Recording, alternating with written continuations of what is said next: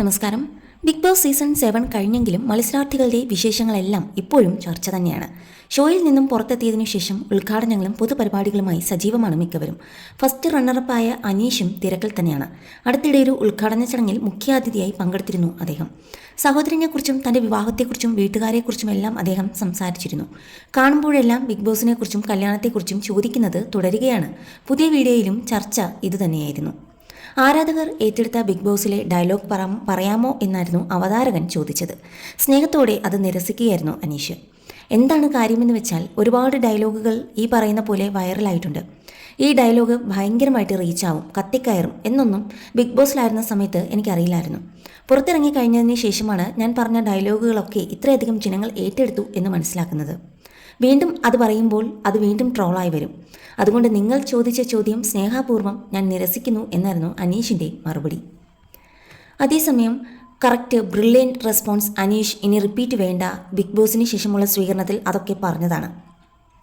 ഇനിയും അത് പറയാതിരിക്കുന്നതാണ് നല്ലത് എന്നായിരുന്നു കമൻറ്റുകൾ. നിരവധി പേരായിരുന്നു വീഡിയോയുടെ താഴെയായി അഭിപ്രായങ്ങൾ രേഖപ്പെടുത്തിയതും. അതേസമയം വിവാഹത്തെക്കുറിച്ചും ഉള്ള ചോദ്യത്തിന് അദ്ദേഹം മറുപടി നൽകിയിരുന്നു. സോഷ്യൽ മീഡിയയിലൂടെ പ്രപ്പോസൽ വരുന്നുണ്ടോ എന്ന് ചോദിച്ചപ്പോൾ അത് രഹസ്യമായി ഇരിക്കട്ടെ എന്നായിരുന്നു അനീഷിൻ്റെ മറുപടി. അതല്ലേ നല്ലത്, എല്ലാ കാര്യങ്ങളും അങ്ങനെ പറഞ്ഞാൽ ശരിയാവില്ലല്ലോ. പ്രപ്പോസൽ വരുന്നുണ്ടോ എന്ന് ചോദിച്ചാൽ ചിലപ്പോൾ ഇഷ്ടമാണ് എന്നൊക്കെ പറഞ്ഞ് മെസ്സേജുകൾ വരുന്നുണ്ട്.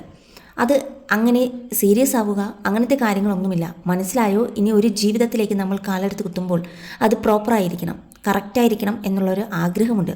അത് തീർച്ചയായും എൻ്റെ വീട്ടുകാരോട് പറഞ്ഞ് അവരുടെ സപ്പോർട്ട് കൂടി ഉണ്ടാവും എന്ന് ഞാൻ വിശ്വസിക്കുന്നു.